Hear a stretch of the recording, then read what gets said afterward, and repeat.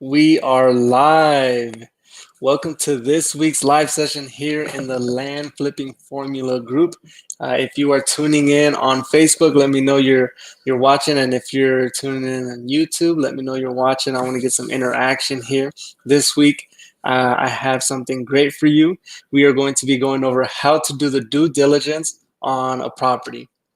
Right. So it's extremely important that you do this part correctly because you don't want to move forward on a deal that you don't have all the information on, and you end up losing money or having to hold that property for a little bit longer than expected. But today it's a little bit different, right? It's just by myself. Usually Abdel's here, but he wasn't able to make it this week. But I'm here, and I'm here to give you guys some good stuff. Abdel helped me create this content, create the outline for this live session. So he's still here in spirit, just not not in person, right? But welcome to this week's live session. Like I said, we are going to be going over how to do the due diligence uh, phase on a property. So how to get all of the information you need to know about a property before you move forward with it, because this part is extremely important. You can't mess it up, right? That's good to hear. We got a Facebook user. I've gotten calls now, and I have to do preliminary research. Would love to know what I need to do. Perfect. That's great. That's actually what we're going to be going over today, how to do the research on it, how to do the due diligence. Okay. Like I said, this part is extremely important, and it's going to save you a lot of money and time if you do this correctly. And in the end, it's just going to be a lot easier, right? So it could be a little tedious when you first start doing it, but later on in the process, it's going to save you so much headache and I guess stress and money and time in the end. Okay, so you really need to get this part down, because if you don't, you will end up with a property that you might not have jumped on if you had done the research, or if you knew about that specific thing that you do not like, right? And so before we get into that, I want to get some likes. I want to get some comments. I already have a few comments on here, but I need to know y'all are ready for today's content, ready for what we got prepared for you. Okay, it's gonna be some good stuff, and I don't want anyone to miss it. So if you are ready for this, give me some thumbs up, give me some likes, and I'll get right into it. Also, if you're watching this on YouTube, if you leave a comment, I will see it, and I'll be able to answer it. Okay, so let's get right into it. Is this live? Yes, this is live. The REI kid. This is live. So yeah, we'll get right into it. What is due diligence, right? So the first thing we need to cover is why you have to do the due diligence on each property, why you have to do research on it, and why it's so important, but also what it is. Okay, so through our process, through the formula that we teach and the formula that we practice every single day, we are getting people accepting our offers, right? So we're sending out offers to these property owners. We're saying, hey, we want to purchase your property for X amount. They're going to come back to us and say, hey, I want to sell it at that price, or no, but I'm willing to sell it at this price, whatever. So you have someone who says, yes, I want to sell my property. Cool. That's great. We're just the beginning, though. We got a lot to cover before we move forward with that deal. So once they say yes, we have to do some more research on the property. And that research is really so that you can know if it's a good deal or not, if it's worth moving forward with or not. Because that's the whole point of this business. It's to make money. It's to purchase a property that's going to make you money, right? It's easy to buy cheap land. It really is. There's cheap land all over the country, but the secret is buying land that you can flip, and buying land that is worth more than what you're paying for. So that's the secret. And so before you actually move forward and you put your money down and put your money into that property, you have to know if it's going to be worth it, if you're going to be making money off that deal, right? So that's why it's important to do the due diligence on each property, and also what it is. It's just the act of getting all of the information on that property, right? And I will go into a little bit more detail, but that's what that process looks like. And the cool thing about it, the thing that I like about it at least, is with land, it's very straightforward. It's very linear. So when I'm looking at a deal that comes in, and someone says yes to my offers, I pretty much follow the same outline every single time, right? Because land is just very straightforward. You're not having to deal with any buildings or anything developed on it. You don't have to deal with any loans or anything like that. So it's just, or any like insane liens or any other types of liens. That you can have a lien on a property, but generally you're not dealing with properties that have liens on them, other than tax liens. But yeah, it's very straightforward. So when I get a lead that comes in, I just go down my checklist and I determine, all right, cool. It checks off all these boxes. It looks good. I'm gonna make money on this. This is a safe property to purchase. I'm gonna move forward with it. I'm gonna buy it, and then I am going to flip it for more, right? And it's cool because it's straightforward. Land is just pretty simple, you know, and so it's pretty cool, and it makes it really easy because of that. But yeah, so we'll get right into it. So what are some of the things that you should be looking at when you are analyzing these deals? Because prior to this moment, right, this moment of the person saying yes, you didn't do much research on any specific property in that area. So the formula that we teach, we don't teach you to analyze every single deal. What we teach is to look at the markets, look for hot markets, and then look for, I guess, throw a net in that hot market and then pick up what you get and decide to move forward with whatever you have. And so you're not really doing any research on any specific property. So when that person says yes, that's when you start using your time on doing research on that specific property. It's pointless to spend your time on a property if the person hasn't even said yes yet. So it's kind of pointless, you know. But yeah, so that's why it's so important to start doing it later on when you get someone to say yes to your offer. Right? And so what are some of the things that we actually have to look for?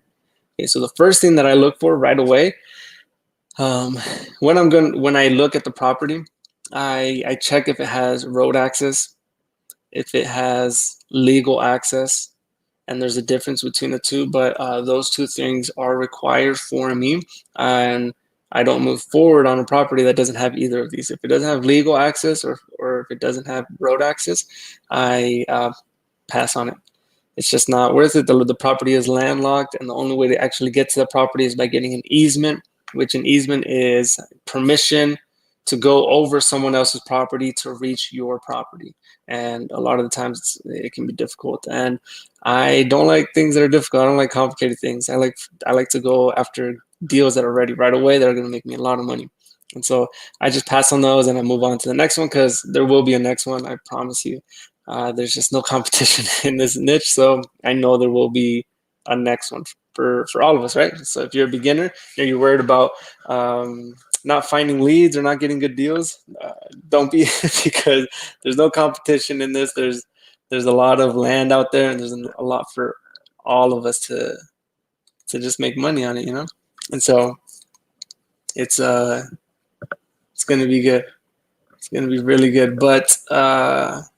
Cool. But yeah, so then that's the first thing I look for, is if it has road access or not. Okay. And let me go into detail on what road access is and what legal access is. Road access is actual, like a road that's paved, not necessarily paved with asphalt, but at least a dirt road to get to the property.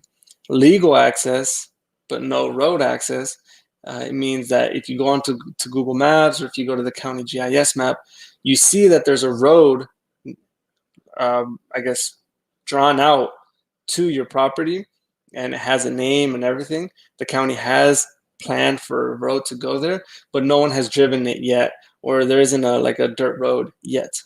That's still legal access. So you still have legal access to your property, and no one can block that access to you.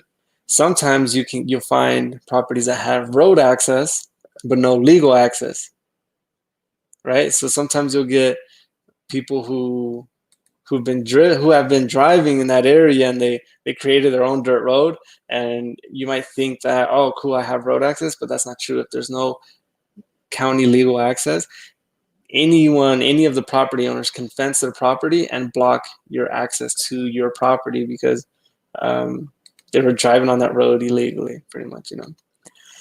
And so that is the process, and that's really what you should be looking at? Just got in here. Sup, Scott? Pretty sure that's Scott. Yeah, there you go. But yeah, so that's the difference between the two, and you really need to be looking at that when you are deciding to move forward with the property or not. Okay. The second thing that you should be looking at, you need to know is if the property has utilities or not. This isn't a determining factor whether you're going to be buying the property or not, but it's extremely important to know. You need to know if the property has power. You need to know if it has water.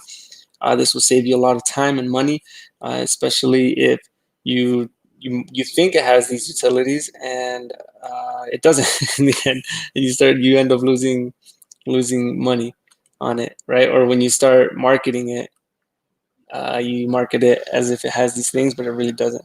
Right? And so we do in our land flipping formula in our program that we help students and new beginners get an understanding of this whole process and get it step by step laid out for you. We cover everything in our land investing pros course. And so if you are interested in any of this stuff, like this is what we do, and this is what we help students do the same thing. So we can definitely help you, and we can get into more detail with all of this. But for right now, you definitely need to know if the property has utilities, because you need to know when you're marketing it. I've bought property for I don't have to buy a lot of property, but like 1,500. I bought property for 1,500, an acre in Arizona, no power, no water, and I was able to sell it for a little over 9,000. Right, and this is a property with no power, no water, but it had a lot of appeal because it was a 1 acre lot, and it was close to some national parks and some rivers over there. So they had some appeal to it. So even though it didn't have these utilities, I was still able to sell it because it has money, or it has opportunities, and it has just appeal to it, right? And so that is the one of the things you should be looking at. Where can I find that checklist you spoke about earlier? Actually, I'm going to give it to you at the very end. That's good stuff. Good stuff. Within 3 months, if someone is hustling, what could they expect to make in 3 months coming in as a newbie? 30K. Are you asking, do you have the 30K, or are you asking if you can make 30K as a newbie in 3 months?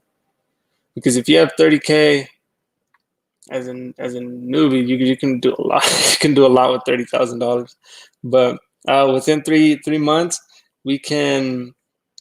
Well, I mean, with one deal, you can make easy $10,000 just with one deal. And if you do it right, you can easily make 10,000. So I think, yeah, you do 3 of those, you got 30K, easy.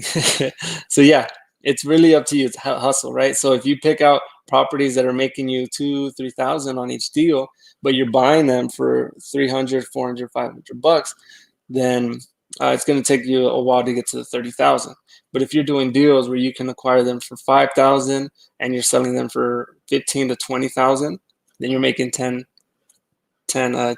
on that deal, right? So the more money you put into it, the more money you'll get back. So that's how that process works. But yeah, we'll get back to it though. Cool.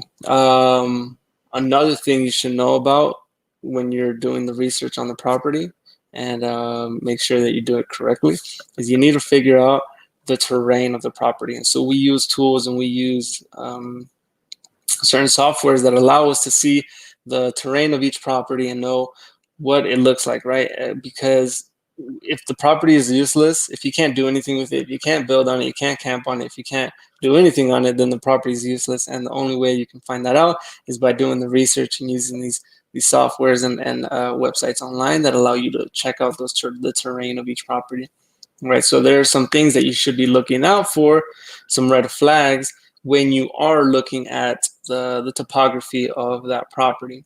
One of the things is if it's in swamp land, right? So if it's just a swamp, then obviously the property is pretty useless. If it's in a flood zone, and there are different types of flood zones, but if it's in if it's in a heavy flood zone, then that also brings down the value, and you might not want to move forward with it. Also, you need to know if it's on the side of a hill, right? If it's a cliff, the whole property is on a cliff, that the property is useless and no one's going to really be interested in it. So that's some stuff that you need to be looking out for, and we teach you how to actually find all that information and show you where to get all that information in our formula. right? Hazardous, exactly. Yep, it's hazardous. It's dangerous. But yeah, so that is that. You have to know the topography of the property. Can't mess this up. You really need to have a checklist and know exactly what you're looking for when you're doing that research. And one of the last things you are going to be looking at when you are doing the research on the property is, well, it's not the last thing. It's extremely important. You should be doing this at the beginning, but I left it for last because it's extremely important and it can affect the whole deal. And that is the title. You need to know you need to know who owns that property, and who you're actually talking to, and if that person you're talking to owns the property, or if they know who the owner is or whatever. But you need to know who owns that property, and if that person you're talking to can legally sell you that property, because this can really screw you over, right? And this is extremely important. You need to figure this out as fast as possible, because uh, let's say you do all this research and then at the very end you find out the person you're dealing with can't even sell it. That's just a waste of time and money, and then you just move on. Okay. And so you really need to know how to look at a title. You need to know how to get the title and how to determine whether you can buy it or not, right? And so it is pretty straightforward, but it's extremely important that you do that as fast as possible when a new lead comes in. Just some scenarios, some things that could happen if you don't look at the title and look at who actually owns the property is, let's say you're dealing with someone. They say, okay, cool. They say, yeah, I want to sell the property. And I usually ask them, is there anyone else on the title that I need to know? And they say, yes, my father's on the title, but he passed away. Okay, dang. So now I have to go look at the title and see how the title's written up, because if the title says father and son own the property as joint tenants, then and the father passed away and never transferred his percentage or his ownership to the son, then the son can't legally sell the property 100%. The son can sell his portion of it, can sell his 50%. And so then let's say he does sell it, he says it to me, but on the title it'll show, or in the records on the county, it just won't be a clean title. It'll show that John Doe owns it and Aaron Perez owns it. So we both own it because the son sold his portion of it, right? And so that's a situation you don't want to be in, and it's pointless because you can't legally, you can sell your portion, but you can't sell the whole property, and so it just doesn't work out, right? And so there's that.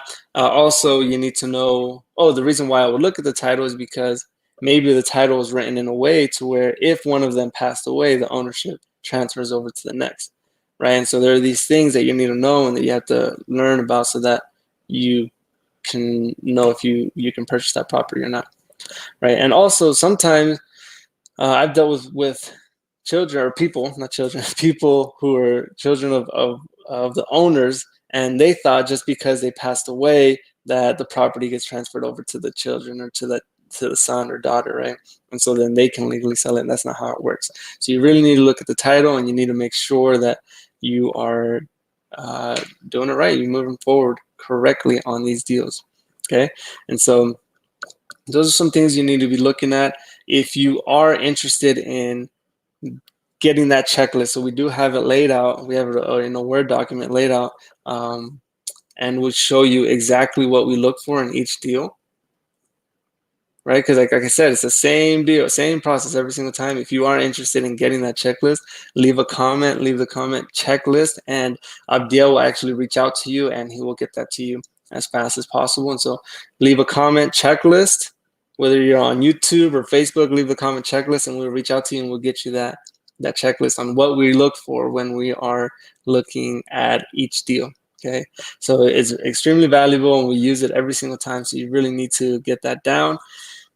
And yeah, you really need to get down. But also, if you are interested in working directly with us, the Land Investing Pros, then we can reach out to you, and or reach out to us actually, because we don't know, unless you're writing checklists, we don't know who's interested in it. So reach out to us so that we can move forward and help you get you to the next level, right? Jumpstart your land investing career. So if you're a beginner, we help beginners. We give you the blueprint of how to do it, and on average, we're doing at least 10,000 on each deal.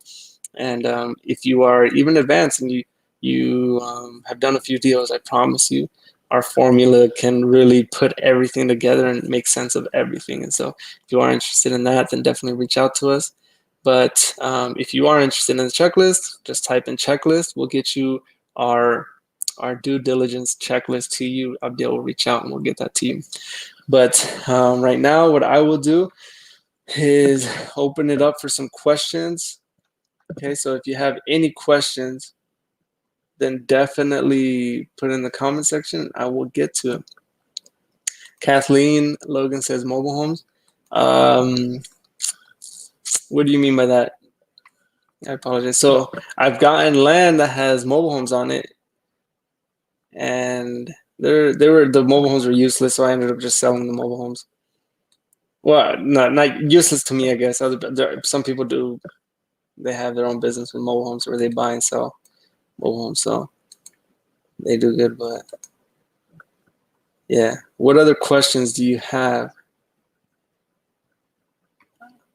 Any questions? I will answer anything about any specific deals or any properties or anything, you know. So let me know. Let me know. I'll get to it. Yes, but occupied in Arkansas. Okay, I understand. Yeah, so we don't focus on anything occupied. We go after only vacant land because you can get vacant land for extremely cheap. You can buy land for 20 to 30% of what it's worth, and then go ahead and flip it. So there are plenty of students and myself and even Paul and Willie, the owners of Land Investing Pro, where they're acquiring property for 2,000, selling it for 10,000 easy, right? And so that's what we focus on, just those deals, getting them there, right? So right now I'm currently in the process of closing a property in Colorado that I acquired for $2,500, and I'm selling it for $10,000, a little over 10,000. It's like a random. It's like 10,150. I like to add like a random number when I sell it, but yeah. So those are the kinds of margins that you can get, and that people are consistently getting off of each deal. So how much would a deal like that change your life? An extra 8,000 just from one deal. You put 2,000 in, you get 8,000 out. That's great. So what would a deal like that do for you? Right? How much more could you put into real estate or into yourself or your family with a deal like that? Just with one deal, it can be very life changing. If you do a lot of those a year, dang, you're living good. You know. Do you ever buy land in other countries? No, we haven't. I have not. Marketing wise, what do you mean by that, Priscilla? What do you mean by marketing wise?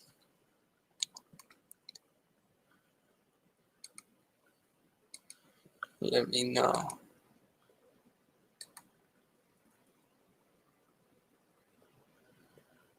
What do you need to put into the land in order to sell at a higher price? That's a great question. So Madison, so with land, you don't actually have to put anything on the land. Yeah, you don't need to put anything in it, because what we're doing is buying something that's worth X amount, but we're buying it at 30% of what it's worth. So the moment that we buy it, we already made that profit. We already made that 8,000 because that's what it's worth. So we're not doing anything to the land for it to be worth more for us to sell it. So what we do is we get deals. We find, for just an easy number, we get a property that's worth 10,000 and we buy it for 2,500. The moment we bought it for 2,500, we made that difference, right? And so then we made 7,500 on it. But not in cash, but in equity, right? Or just in net worth, I guess. And so then when you sell it at the 10,000 that it's worth, and you make that difference. So that's the cool thing about land, and that's our formula. That's what we teach, and yeah, that's how we help people do that. So Madison, if you are interested in that, I will reach out to you, and we can talk about that, and I can let you know how exactly that process works. And it's honestly really cool and very, very lucrative. But cool. And then someone says, what would be the minimum amount you could start out with? So It really depends. So minimum, I would say around $3,000 to $5,000 to start with, and that'll give you a good start um, to get everything going, right? So if you have around that, then you're going to be in a good position. I'm asking about landlocked properties. If you have a landlocked property, I would hit up the neighbors, contact them, and try to sell them the property. That's probably the easiest way because they're looking to expand. So just call them up and do that. What is your monthly marketing spend to obtain how many deals? Yeah, so it really depends. But if you have $3,000, then you can use a portion of that to find deals. And with 1,000 letters, you should be getting. It's not on. We don't have it down to like a percentage, but if you're sending out 1,000 letters, you should be moving forward with about, I don't know, 2 to 3 deals on that, right? And 1,000 letters cost about $600 to send. That's minimum. You should be sending around 1,000 to start off, but yeah, that's what you should be doing. What are average money to have when investing, and how long will it take to flip it? Okay, so yeah, so again, like to start off, you should have around $3,000 to $5,000. That's to put into marketing and to acquire property. And um, I would be looking to flip the property between 30 to 60 days. It might take a little bit longer. It might take maybe 3 months, whatever, 2 to 3 months on it. But you got to think about the returns and also the holding price. You're not paying anything to hold this property. So I shoot for 30 to 60 days, and luckily that's when I'm able to sell my property at. But there will be times where you have to wait a little bit longer to find that right buyer, and yeah, it might take longer than that. But like I said, there isn't any holding price. You got to pay taxes at the end of the year, property taxes, and property taxes on vacant land is stupid cheap. It's like I don't know, like less. It's usually around less than $100 if it's a smaller property. So nothing to really worry about if you're holding it for a little bit longer than expected. Just know that everything sells, and if you are using the formula that we teach, if you are doing the research prior to moving forward with that property, you should know that that property is going to sell well before you buy it. And so, and we teach you that, and we show you how to know that. But before you buy it, you should know how much you're going to be able to sell it for and how fast you're going to be able to sell it for generally. And so you shouldn't really have to worry about you holding it for too long. If you do it right, if you do all the research and you pick the right market, you're going to be fine. That property is going to sell, and you're going to be surprised. Honestly, things sell. And I think most beginners, when they start this, they are really surprised of how lucrative and how this formula actually works. Okay, there are hundreds of people who are doing this, and they've all had the same experience. So you would or would not. I just don't know anything about the land in other countries, Canada or Mexico, so I can't answer that question. But yeah, I can't tell you to do it or not to do it because I just don't know. I don't have an experience. How many counties should you start with? So it really depends. So I don't know how much you have to spend, but starting out is probably best to just pick out just to hyper focus on one area and really target that one area and do them. I mean, if you have, I don't know, whatever, I'm not going to throw a number out, but let's say you have a good amount of money and you do have time or have the money to send to multiple areas, then do that. But it's recommended to send between 500 to 1,000 letters to a specific area. And so when you're doing that, you should really be targeting and hyper focusing on one area and get really good at that one area. Obviously, if you're not having success there, then jump over to another place and send letters there. But I couldn't tell you the amount of counties. I would tell you, though, to focus on specific little areas. What states will it be best to invest? What is the average land parcel sale? Yeah, so that question, it really varies. So I don't know your specific situation. So I don't know what the best state is for you. If you're looking for land that's 300, $500, then you can find that in like Arkansas and Arizona, New Mexico for sure. You can buy land at that price, but if you're looking for properties much more expensive, then you look for states like that. And what is the average land parcel sale? Again, yeah, I don't think there's an average. It just really depends on what market you jump into, because there are $1 million properties and there are $300 properties that you can acquire. So I don't think there's an average. Cool, cool, cool. Tank a realtor when you're out of state. Um, Sorry, what do you mean by tank or realtor? Let me know.